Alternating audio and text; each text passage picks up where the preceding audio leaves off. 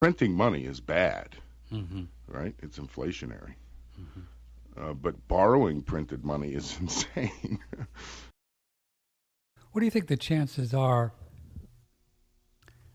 that someday, after looking at these numbers long and hard, after only sleeping 4 hours, which he generally does, President Trump, in his own style of political incorrectness, really gets in the public's face and talks about how the government has stolen this money over the last 50 years and there is no trust fund. And I know George Bush actually said it, but nobody listened to him. What 10 years, 15 years ago?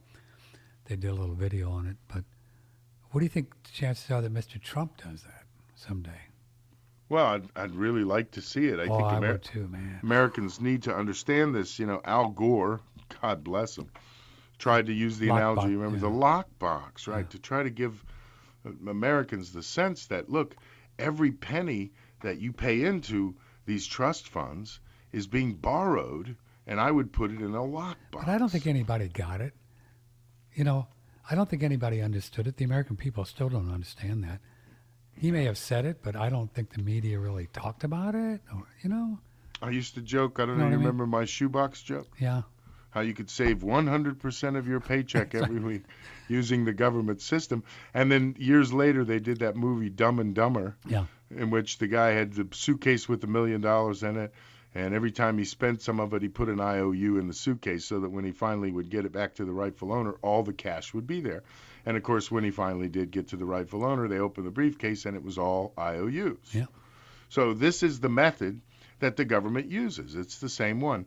You get your shoebox and you write on it life savings and you cash your check, your paycheck every week. Cash it, get the cash, put it in the shoebox. Now you're going to need money to pay your bills.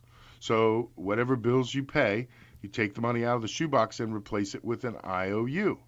Using this method, you can save 100% of your pay every week for your retirement. Now, if you use the government's accounting methods, when the retirement age arrives, you open your shoebox, it's filled with IOUs. You take these IOUs to your bank and you say, turn these into money. And they simply create the money to represent the IOUs, and you're retired. So that's how the government does it. Unfortunately, showing up at your bank with a box of IOUs when you're 65 might not work well for you. They have their own private bank, so they're allowed to do these things.